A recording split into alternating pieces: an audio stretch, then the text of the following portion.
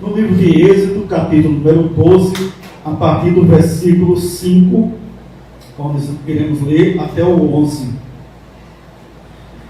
O cordeiro será sem defeito, macho de um ano, podereis tomar um cordeiro ou um cabrito, e o guardareis até os 14º dia deste mês, e todo o ajuntamento da congregação de Israel o imolará no crepúsculo da tarde. 7. Tomarão o sangue e o porão em ambas as ombreiras e na verga da porta, nas casas em que o comerem. 8. Naquela noite comerão carne assada no fogo, com pães asmos e ervas amargas a comerão. Não comerei o animal nada cru, nem cozido com água, porém assado ao fogo, a cabeça, as pernas e a fresura. 10. Nada deixareis dele até pela manhã, o que porém ficar até pela manhã, queimá-lo-eis. 11 e último, desta maneira o comereis, lombo cingidos, sandália nos pés e cajado na mão. Comê-lo-eis à pressa. É a Páscoa do Senhor. Amém? Esse é um evento que Deus tem feito no Velho Testamento, que dá o nome de Páscoa. Esse foi o primeiro evento que Deus tem feito, onde tem um banquete, né, que Ele manda preparar esse banquete. E interessante que é um evento que Deus prepara antes do povo sair do Egito. Ele concede ao povo um banquete de alimentação, como se fosse uma vitória, e isso é comemorado antes do povo sair do Egito. Geralmente, em nosso meio, a gente só comemora depois que conseguimos passar em alguma coisa, né? Por exemplo, se eu tiver passado no concurso, aí quando eu passo, eu comemoro. Na universidade, só comemoro quando eu termino o concurso. E assim sucessivamente. Mas aqui, neste evento aqui que Deus assim realiza, Ele faz o povo comemorar uma coisa que não tinha ainda realizado, né? Que era sair do Egito, sair daquele lugar. Então, irmãos, aqui temos assim essa passagem da palavra de Deus que fala da Páscoa do Senhor. Também no Novo Testamento também se fala da Páscoa do Senhor. Se a gente for ler só a Páscoa do Senhor no Novo Testamento, é como assistir um filme do meio para o fim. A gente não vai saber como iniciou, não vai saber como foi que aconteceu, né? De onde veio a origem. Isso a gente também saber só da Páscoa do Velho Testamento e não saber do Novo Testamento, a gente vai saber como foi a final do filme. Né? Não sabe como foi que terminou o filme. Então, a Páscoa do Velho Testamento, ela se junta com a Páscoa do Novo Testamento e termina a história bonita, né? Começa de um jeito e termina de um outro modo. Bem diferente. Mas, irmão, para que essa festa pudesse acontecer, para que esse evento pudesse acontecer, essa Páscoa que o Senhor pudesse dar ao povo de Israel, para dar esse povo aí hebreu que diga, para Deus colocar essa festa no meio do povo, a gente primeiro precisa dar uma voltinha ao passado. E lá no finalzinho, né, lá no início, onde tudo isso tem iniciado, e o que vai ver é o seguinte, que naquele tempo, lá atrás, Deus ele chama um homem chamado Abraão, e Abraão vai sair da terra da sua parentela, Abraão sai de lá, e aí Deus começa a dar promessa a esse homem. Olha, tu vai ter um filho, tu vai ser próspero, tu vai ter terra, tu vai ser uma pessoa muito boa na terra. E aí esse Abraão, ele se empolga com Deus, gosta de Deus, ama a Deus e anda com Deus. E no meio do caminho, Deus trabalhando com este homem, Deus chama ele e diz: Abraão, vem cá, deixa eu dizer uma coisa a você.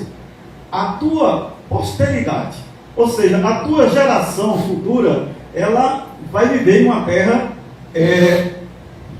de sofrimento, uma terra de aflição. Ou seja, o teu povo do futuro, a tua geração futura, vai viver uma vida difícil, Abraão. Aí vamos dar uma olhadinha lá no livro de Gênesis, no capítulo número 15, para poder entender justamente isso aí. Quando Deus ele pega Abraão, ele dá um cochilo em Abraão, tenta aqui Abraão, ou te dá uma visão. Aí no capítulo 15 de Gênesis, que acontece? no capítulo 15, versículo 12 e 13, diz assim: ao pôr do sol, caiu profundo sono sobre Abrão, e grande pavor e cerradas trevas o acometeram. Aí o 13: então lhe foi dito: sabe com certeza que a tua posteridade será peregrina em terra alheia, e será reduzida à escravidão, e será afligida por 400 anos. Aí Deus ele chega falando só: Abraão, a tua posteridade, a tua geração vai ser afligida em uma terra alheia. Deus não disse qual era a terra, vai ser afligida, e essa tua geração vai passar pela escravidão, vai sofrer muito, Abraão. Aí imagina Abraão despertando logo cedo, e aquele negócio na cabeça dele: a tua geração vai sofrer, a tua geração vai sentir o amargo da vida, a tua geração vai ser escrava. Imagine isso. Você dorme, você se acorda, aí recebe uma notícia triste de um filho, ou de uma filha, ou de um sobrinho, ou de um parente. Aí você começa a dizer para Deus: aonde foi que eu errei? Deus, por favor, o que foi que eu fiz de errado? Senhor, foi ontem aquilo que eu fiz, e o Senhor está me castigando. Você começa a indagar a Deus pelaquilo que vai acontecer, ou aconteceu com alguém da sua família. Por quê? Você, quando não sabe da notícia, você fica calmo. Aí quando você descobre aquela notícia que alguém lhe disse que aconteceu alguma coisa com alguém da sua família, aí você começa a perguntar a Deus: mas Deus, o que foi que eu fiz? O que foi que eu fiz? Aconteceu isso com meu primo, com minha sobrinha, com meu filho, com minha filha. Eu imagino Abraão levantando logo cedo, dizendo: Deus, eu ando com o Senhor, eu te sirvo, eu saí da minha parentela, eu deixei tudo para trás, deixei minha cultura, deixei o meu povo. Agora o Senhor chega para mim e diz que minha posteridade, a minha geração vai sofrer, Deus. O Senhor diz que a minha geração vai ser escrava, Deus. Onde foi que eu errei, Deus? Onde foi que o Senhor me viu errando, Deus? Eu te sirvo fielmente, Senhor. Eu não roubo, eu não machuco ninguém, não mato ninguém. Como é que o Senhor me diz isso, Senhor? É porque às vezes a gente não sabe quais são os planos de Deus, né? Deus, ele cria certas coisas e a gente fica sem entender. Porque Deus não lhe dizer para Abraão que nessa escravidão ia ter uma libertação, que isso ia ter uma Páscoa, e que ele ia mirar para o filho dele. Deus não ia dizer nada disso. Apenas Deus disse para ele que ele iria passar a família dele por uma aflição, por uma dor, ia ser escravo. Então Deus deu essa notícia a Abraão, e Abraão recebe essa notícia dura para quem estava caminhando no ministério, para quem tinha saído da sua casa, da sua parentela.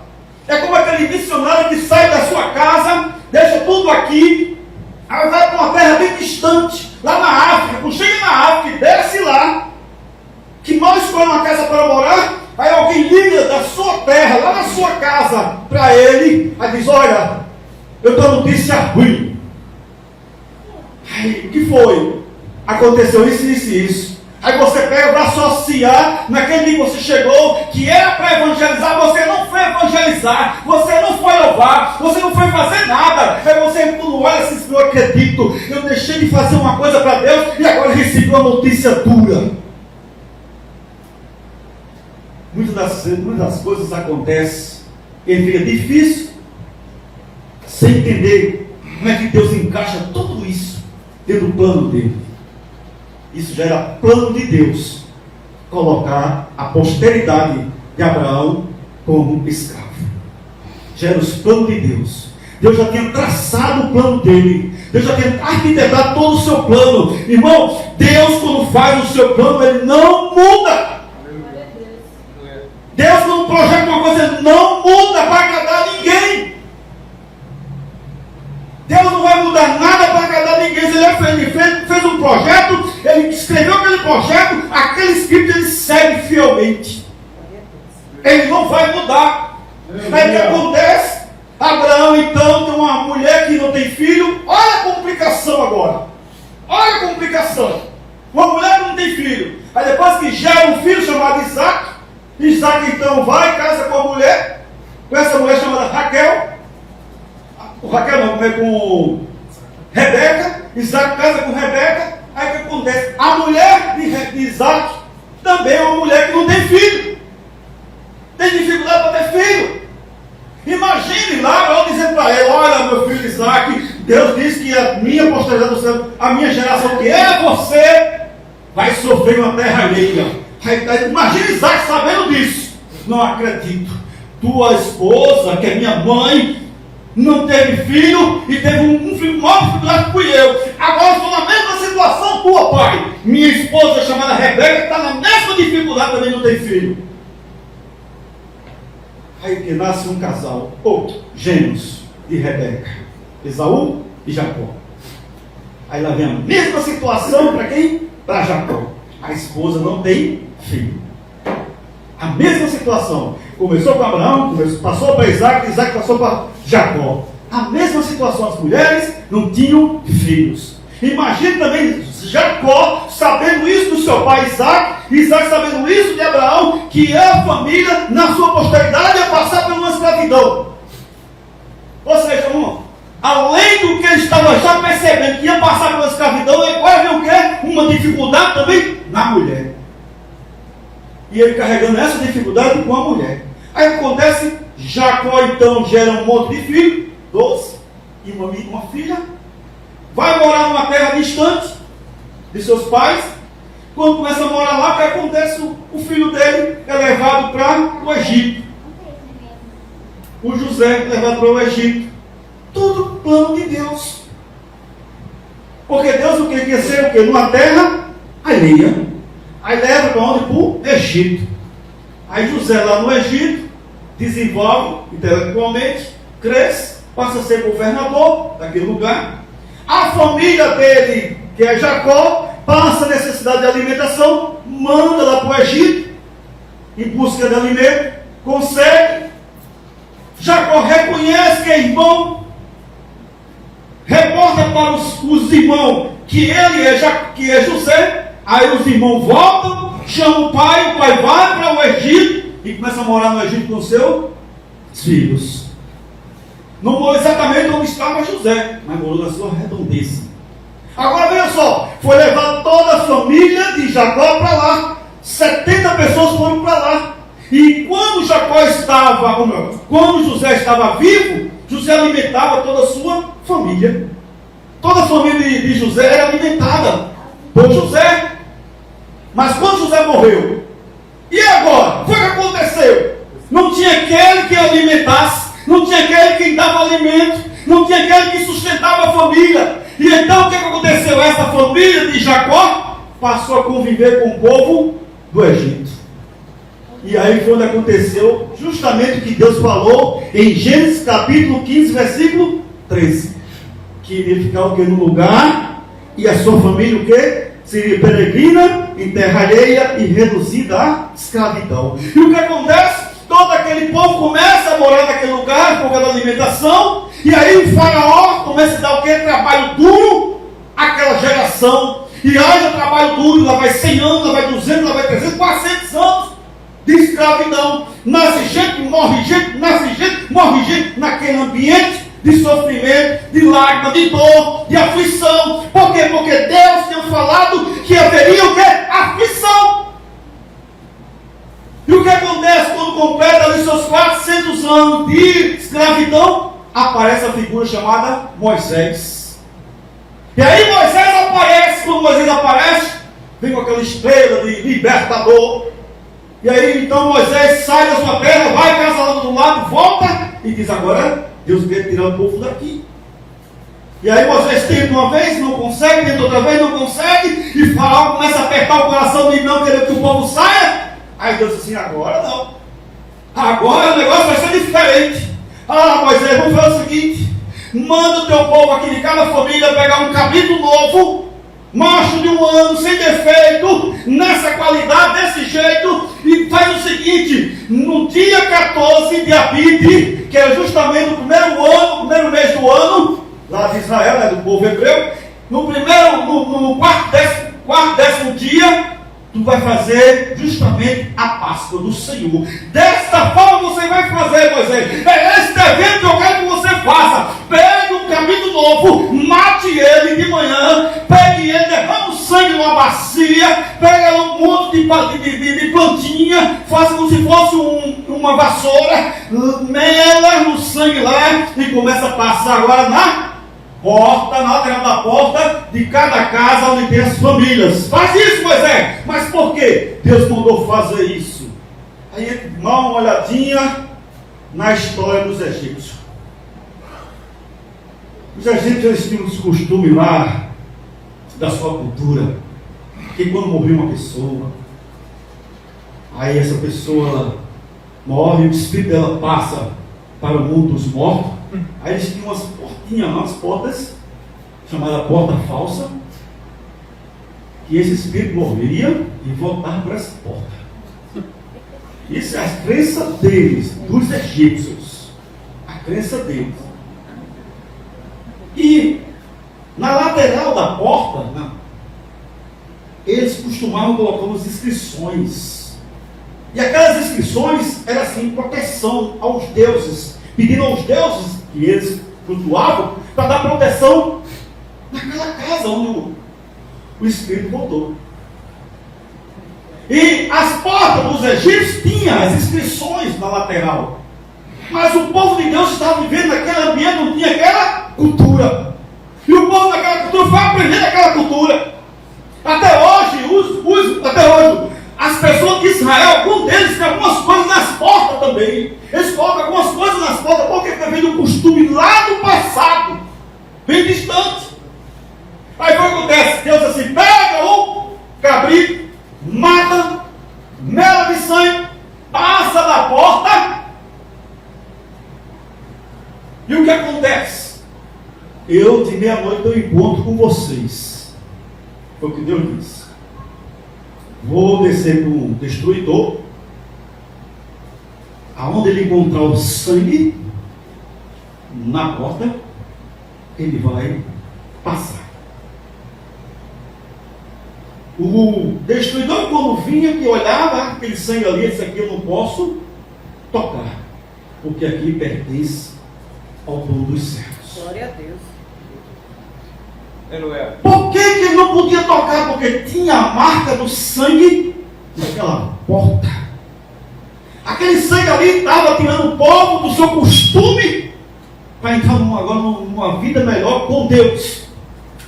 Ali aquele povo tinha que negar o costume do egípcio, daquele povo lá, daquelas crenças, e agora andar para um lugar e ter a sua purificação. Assim como Deus fez com o Abraão, que tirou do meio da idolatria da sua família e levou Abraão para um lugar distante. Abraão, quando saiu daquele lugar, que ele foi para um lugar distante, ele se purificou da idolatria que havia naquele ambiente moral do seu pai. E aí Deus ele manda colocar aquele sangue ali, também com o sentido de dizer assim: faça para vocês que neguem o passado de vocês, que neguem esse costume, essa crença. Agora vocês vão viver uma vida diferente comigo. Não é essa inscrição que eu coloco na porta para o Deus me proteger. Não é uma Bíblia aberta no Salmo 91 da minha casa que vai me dar uma proteção. Não é uma velhinha acesa que vai me dar uma proteção. Não é uma roupa branca de ano novo que vai me dar uma proteção. Quem vai me dar uma proteção é o sangue de Cristo. É o sangue do Senhor. E aí o que acontece? Vamos botar lá para Êxodo, capítulo 12. O que acontece no capítulo 12? Para se realizar este evento,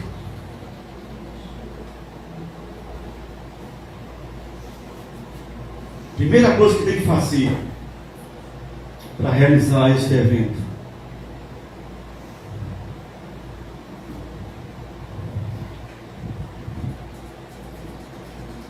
no capítulo 12, versículo 5, é ter um cordeiro sem defeito. Primeira coisa que para realizar este evento, como Deus assim o determinou, teria que ter um cordeiro sem defeito, macho, de 1 ano.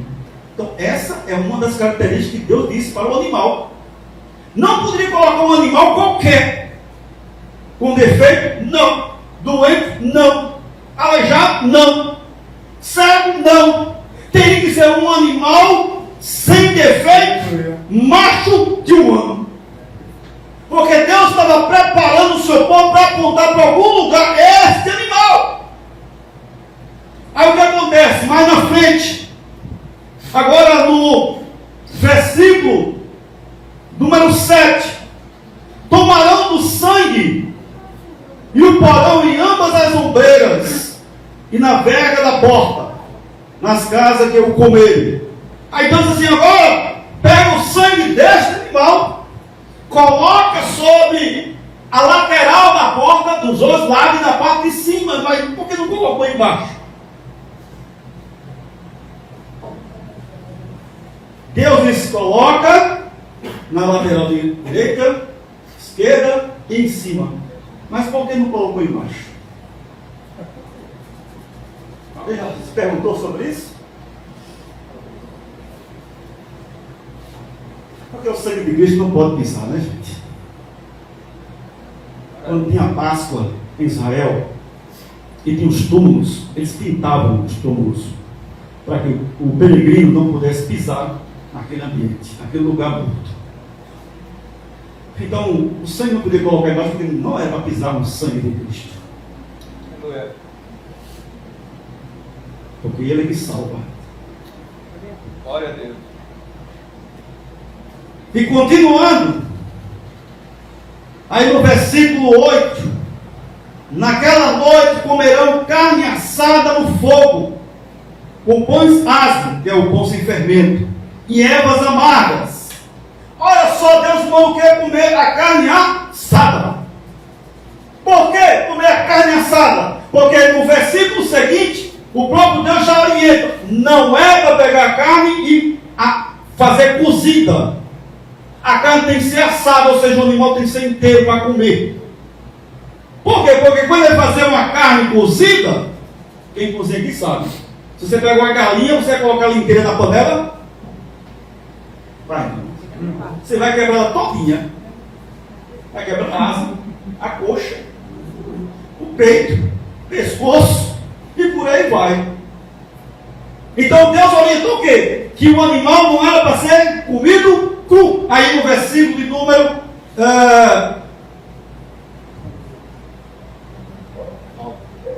9. Não comereis o animal nada cru, nem cozido à água, porém assado ao fogo. Ou seja, Deus estava orientando como é que deveria fazer aquele evento. Deus estava dando os procedimentos certos. Você tem que pegar um animal perfeito, teria que pegar esse animal, assar, não podia quebrar, porque a quem ele estava preparando para apontar não era aquele que ia ser quebrado os ossos. E Cristo não foi quebrado os ossos. Então ele estava apontando para aquele Cristo que viria.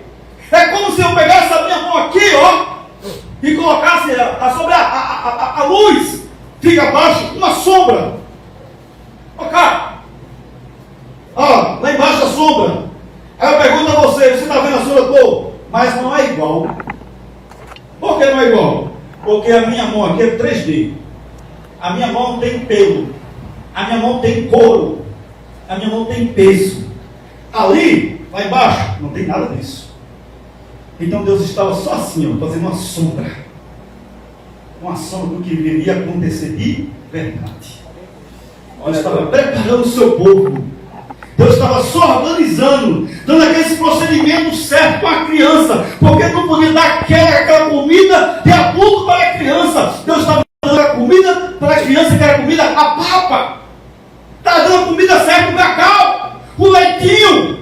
Deus não podia dar aquele alimento forte, que era o feijão, que era uma jaca. Não, a criança não come isso. Ela tem que comer uma coisa leve, fraca, para poder entender. E ela entendendo, fica fica melhor. Então Deus estava trabalhando desta forma com essas pessoas. Estava só mostrando uma sombra do que iria acontecer. E o que acontece? Aí vamos mais abaixo, no versículo de número 11. Desta maneira o comereis, lombo cingido, sandália nos pés e cajado na mão. Olha só, lombo cingido. Deus está dizendo assim: vão comer a Páscoa? Vão, mas de roupa. De roupa. Nada só de calção. Nada de cueca. De roupa. Aí ele continua dizendo: sandália nos pés. Nada de comer sem sandália, sem calçado. É com roupa, calçado e um cajado na mão. Era isso que Deus estava dizendo. Tem que ser preparado. Tem que ser assim. Você tem que comer vestido. Você tem que comer com sandália nos pés e cajado na mão, que para a gente classifica o Senhor como é a palavra de Deus. Você tem que comer com a palavra do Senhor. Tudo isso Deus estava apontando para o Novo Testamento. É como eu disse para você: se você assistir o filme só pela metade, você não consegue entender bem a história. Porque este filme aqui, ele começa agora a apontar lá para frente, lá para muitos anos. E o que acontece? Passando o Velho Testamento e agora inicia o Novo Testamento. Aí quando inicia o Novo Testamento, aparece aquele camarada pelo deserto andando, talvez tenha muita barba, cabelo grande, não sei, uma roupa bem estranha, lá vem andando pelo deserto, aí vai para o rio, e quando ele chega perto do rio, que ele olha, aí diz assim, ó, João capítulo 1. Evangelho de João capítulo 1.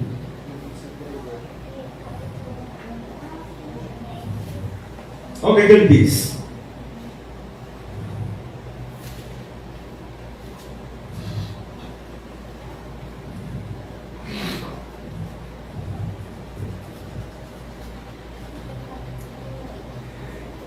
Evangelho de João capítulo 1, versículo 29.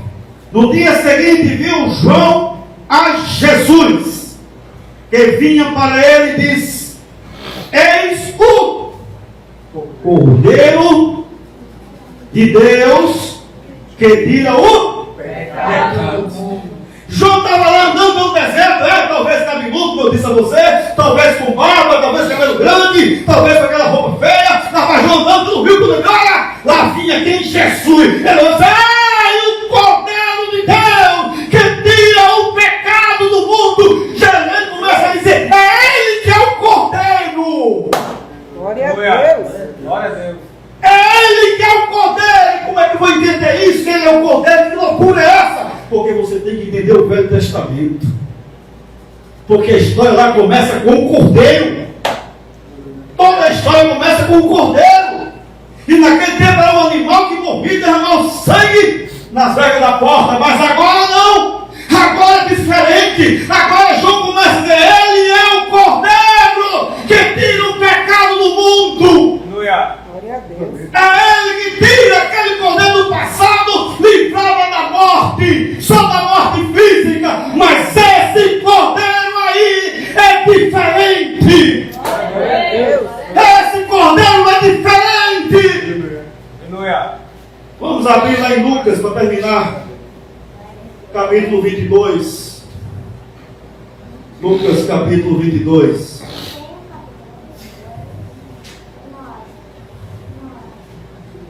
Lucas capítulo 22.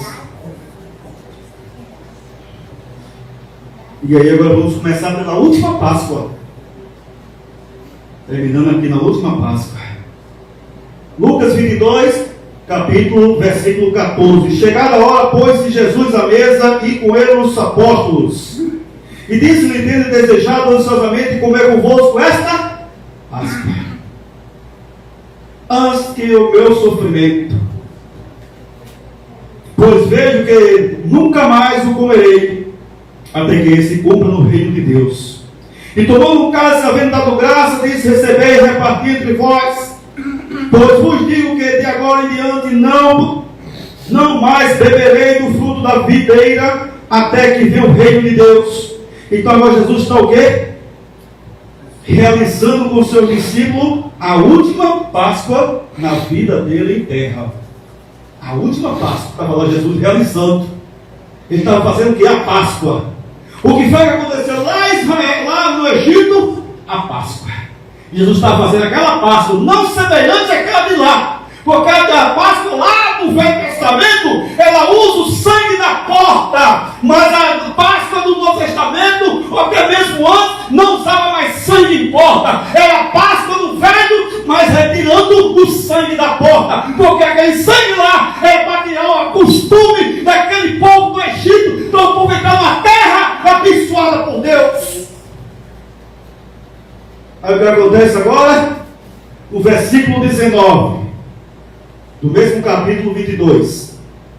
E tomando o pão, tendo dado graças, o partiu e lhe deu, dizendo: isto é meu corpo, oferecido por vós, fazei isto em memória de mim. 20. Semelhantemente, depois de cear, tomou o cálice, dizendo: este cálice,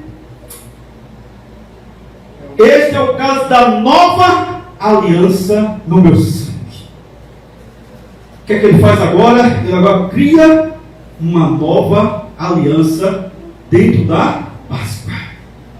Jesus agora cria uma nova aliança. Ele está dizendo: agora estou instituindo um novo evento com vocês. Estou criando uma nova aliança com vocês.